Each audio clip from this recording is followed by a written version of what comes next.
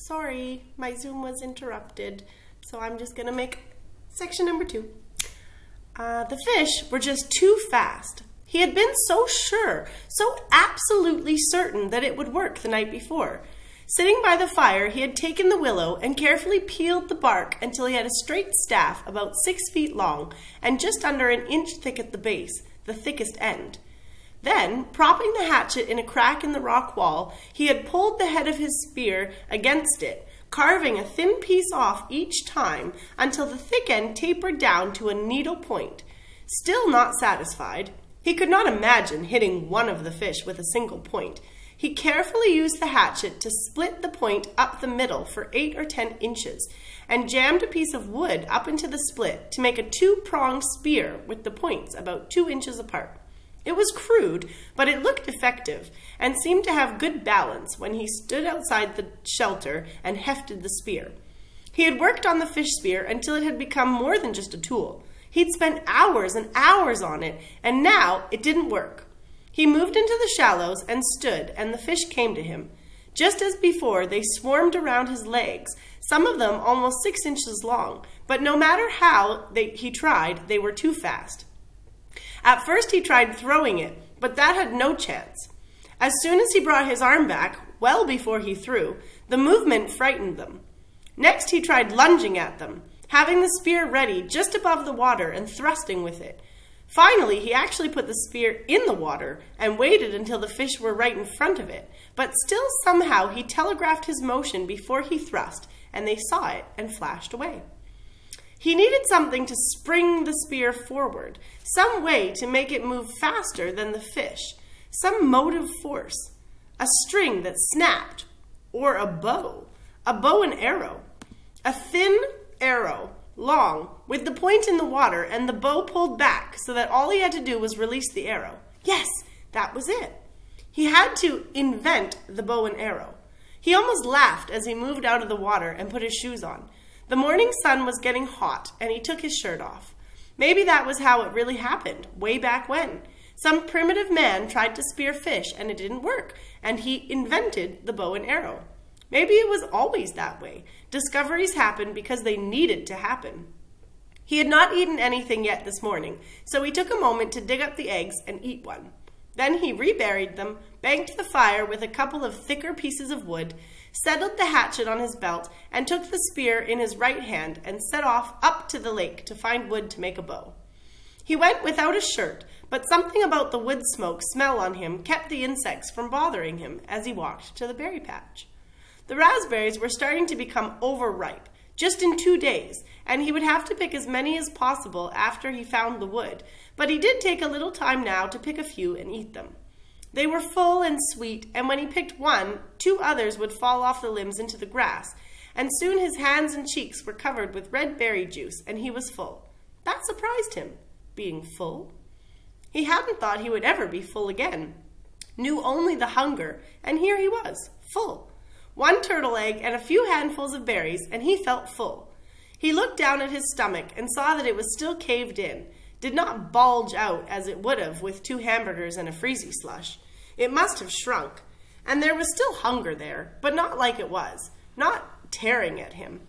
This was hunger that he knew would be there always, even when he had food, a hunger that made him look for things, see things, a hunger to make him hunt. He swung his eyes across the berries to make sure the bear wasn't there, at his back. Then he moved down to the lake. The spear went out before him automatically, moving the brush away from his face as he walked, and when he came to the water's edge, he swung left, not sure what he was looking for, not knowing what wood might make for the best bow. He had never made a bow, never shot a bow in his life, but it seemed that it would be along the lake, near the water. He saw some young birch, and they were springy, but they lacked snap somehow, as did the willows. Not enough whip back. Halfway up the lake, just as he started to step over a log, he was absolutely terrified by an explosion under his feet. Something like a feathered bomb blew up and away in flurry of feathers and thunder. It frightened him so badly that he fell back and down, and then it was gone, leaving only an image in his mind. A bird, it had been, about the size of a very small chicken, only with a fantail and stubby wings that slammed against its body and made loud noise. Noise there and gone. He got up and brushed himself off. The bird had been speckled, brown and gray, and must not be very smart, because Brian's foot had been nearly on it before it flew. Half a second more, and he would have stepped on it. And caught it, he thought, and eaten it. He might be able to catch one, or spear one. Maybe, he thought, maybe it tasted like chicken. Maybe he could catch one or spear one, and it probably did taste just like chicken. Just like chicken when his mother baked it in the oven with garlic and salt, and it turned golden brown and crackled. He shook his head to drive the picture out and moved down to the shore. There was a tree there with long branches that seemed straight, and when he pulled on one of them and let it go, it had an almost vicious snap to it. He picked one of the limbs that seemed right and began chopping where the limb joined the tree. The wood was hard, and he didn't want to cause it to split, so he took his time, took small chips, and concentrated so hard that at first he didn't hear it. A persistent whine, like the insects, only more steady with an edge of a roar to it, was in his ear. And he chopped and cut and was thinking of a bow, how he would make a bow, how it would be when he shaped it with the hatchet, and still the sound did not cut through until the limb was nearly off the tree and the whine was inside his head, and he knew it then. A plane! It was a motor, far off, but seeming to get louder. They were coming for him! He threw down the limb and his spear, and holding the hatchet, he started to run for camp. He had to get the fire up on the bluff and signal them, get fire and smoke up. He put all of his life into his legs, jumped logs and moved through brush like a light ghost, swiveling and running, his lungs filling and blowing, and now the sound was louder, coming in his direction. If not right at him, at least closer. He could see it all in his mind now. The picture, the way it would be. He would get the fire going, and the plane would see the smoke and circle once, then again, and waggle its wings. It would be a float plane, and it would land on the water and come across the lake, and the pilot would be amazed that he was alive after all these days. All this he saw as he ran for the camp and the fire. They would take him from here, and this night, this very night, he would sit with his father and eat and tell him all of the things. He could see it now. Oh, yes, as he ran in the sun, his legs liquid springs. He got to the camp, still hearing the whine of the engine, and one stick of wood still had good flame. He dove inside and grabbed the wood and ran around the edge of the ridge, scrambled up like a cat, and blew and nearly had the flame feeding, growing when the sound moved away. It was abrupt, as if the plane had turned. He shielded the sun from his eyes and tried to see it, tried to make the plane become real in his eyes. But the trees were so high, so thick, and now the sound was still fainter.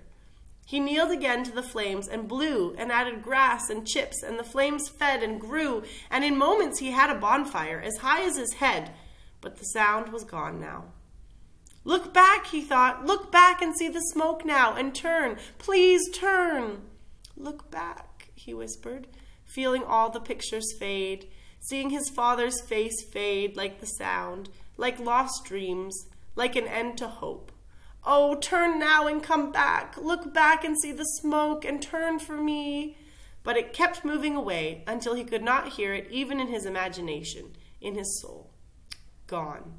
He stood on the bluff over the lake, his face cooking in the roaring bonfire, watching the clouds of ash and smoke going into the sky, and thought, no, more than thought, he knew then that he would not get out of this place.